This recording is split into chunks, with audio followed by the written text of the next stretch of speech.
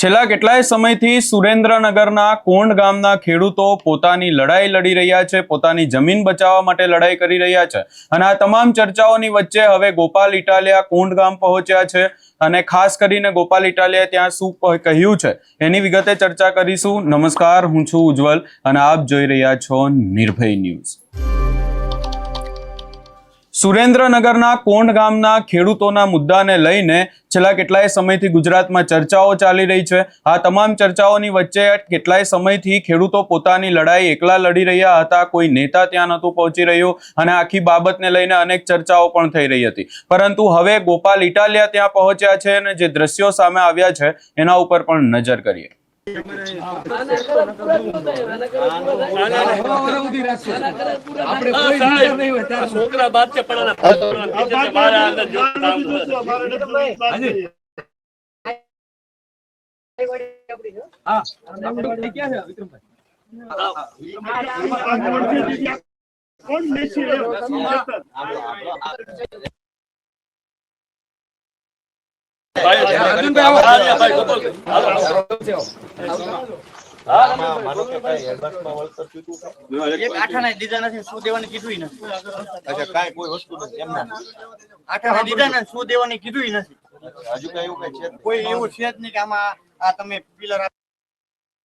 થાંભલો આવે છે કે આટલા વોલ્ટેજ નું આવે છે કે એમાં ગ્રેડ આવે ને એલ્ટિટ્યુડ આ છે તે છે, કોઈ વળતર બાબતે કોઈ ચર્ચા જ નથી।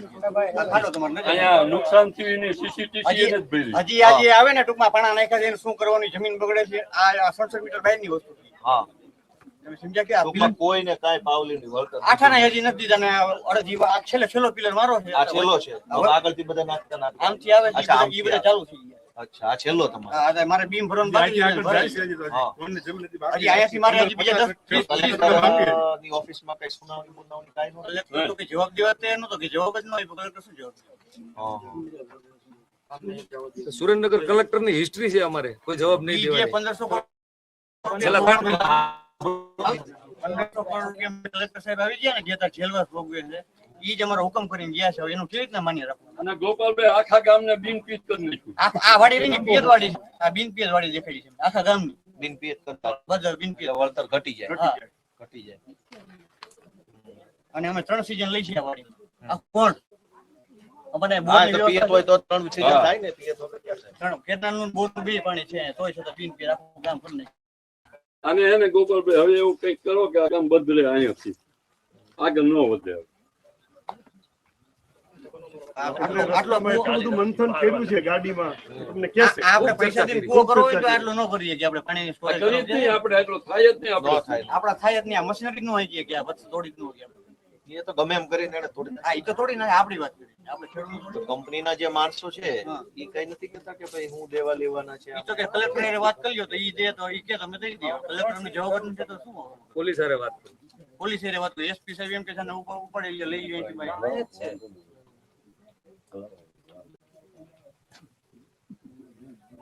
તો કોઈ જવાબ આપવા વાળો કોઈ માણસ નથી, એવું છું ને? બધા સુતા છે, કોઈ સાંભળવામાં તો અમારે હારે કોઈ છે નહીં। આવા 4 ખાડા તમારા ક્ષેત્રમાં, મારી 3 વાડીઓમાં આવા 4 ખાડા। કેટલા લાંબો કેટલો છે ખાડો? આ 80 બાય 80 નો થાય છે। ઈ તો સારી। હા ચારે આ એક ખાડો કેટલાનો છે? આ તો 20 ઊંડાઈ છે ને 15 બાય 15 રહી છે, 15 બાય 15 અને 20 ઊંડાઈ એવા ચાર પાયા આવે ને એના 4 પિલર થાય ને, આ એક પિલર થયો આવડો, એક પિલર થયું, એવા 4 80 ફૂટની 80 બાય 80 નો સ્ક્વેર 80 ફૂટ બાય 80 ફૂટની જગ્યા વહી જાય। એક વીઘો જતી આ બધામાં તો કઈ થાય જ નહીં, 4-5 વીઘા કઈ ન થાય, ઈ તો એમાંય ગેમ ન થાય પછી। હા ના આ પાણા મેં શું ગોપાલભાઈ ઉપર તાર નીકળે ને તો નીચે આપણે ઝટકાનો વાયર બાંધીને તો અહીંયા બલ્બ થાય, આ ખેંચી લે તો બહુ હેવી તાર આવતા। હા, અને તો માણસને તકલીફ રહે ક્યારેક બહુ કઈ એમ વરસાદ માહોલ હોય, ચોમાસું હોય તો શોર્ટ સર્કિટ થઈ જાય, રેડિયેશન ની અસર તો આયા એના રેડિયેશન ની અસર તો થવાની કઈ ના થાય, એમાં શું થાય? કઈ ના થાય, એ તો સિમેન્ટ જેવું થઈ ગયું। આપણે ભરવાની વાત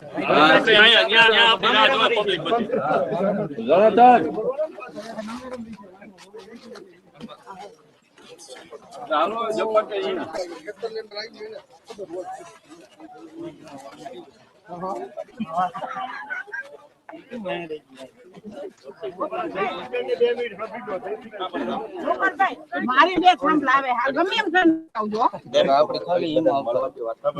હા હા નેતાજી ઓહો મજામાં ભાઈ આવો કેમ છે રમેશભાઈ કોંગ્રેચ્યુલેશન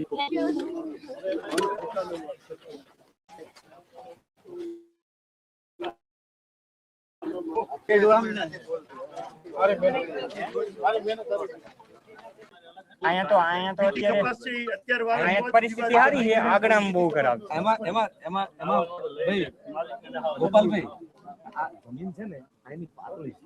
આ લોકોએ એટલી મહેનત કરી રોડી નાખીને આ જમીન બનાવી છે. હાવ પાતળી છે. હા હવે આ લોકોએ એટલી મહેનત કરીને 3 પાક લે છે. આજે પંજાબ જેવું કરી નાખ્યું. આ રમણ ભમણ કોણ ને કરી નાખ્યું. અહીંયા તો 2 ફૂટ નથી. હા એટલે એ પાતળી જમીન છે. બહુ મહેનતથી બનાવી છે. બહારથી માટી નાખીને કર્યું અને તોય સાહેબ લેવલ જુઓ તમે, એટલી મહેનત લેઝર લેવલર અહીંયા આવેલા છે. આ અમારું પંજાબ છે, સુરેન્દ્રનગર જિલ્લા. છેલ્લા 10 વર્ષ અમારા 68 નું તો મતદાન છે. ગુજરાતની હારા મારી જમીન છે એટલે મહેનતી. ખેડૂતે પોતે પોતાની મહેનત ગુજરાતની પેલા નંબરની પંચાયત છે કોણ ગોપાલભાઈ ગ્રામ પંચાયત છે એ ચર્ચા થઈ, પણ આ લોકોને ખબર નહીં. હવે આખી બાબતમાં આખા વિવાદમાં ગોપાલ ઇટાલિયાની એન્ટ્રી થઈ ગઈ છે અને ખાસ કરી અને હવે એ પણ જોવાનું રહેશે કે ત્યાં પહોંચી અને ગોપાલ ઇટાલિયા કયા મુદ્દાઓને લઈને બોલે છે, શું વાત કરે છે. કારણ કે આ ખેડૂતો છેલ્લા કેટલાય સમયથી વિરોધ કરી રહ્યા છે. આગામી સમયમાં ગાંધીનગરમાં પણ વિરોધ કરવાની વાત કરવામાં આવી રહી છે. હજી સુધી પણ ભાજપના એક પણ નેતા ત્યાં નથી પહોંચ્યા, પરંતુ ગોપાલ ઇટાલિયા હવે ત્યાં પહોંચી ગયા છે અને એમના પ્રશ્નોને લઈને ગોપાલ ઇટાલિયા હવે શું કહે છે એ પણ જોવાનું રહેશે. આ સમગ્ર બાબતે તમારો શું અભિપ્રાય છે એ અમને કમેન્ટ કરી જરૂર જણાવશો ને અમારી ચેનલ નિર્ભય ન્યૂઝને લાઇક, શેર, સબસ્ક્રાઇબ કરવાનું ભૂલશો નહીં.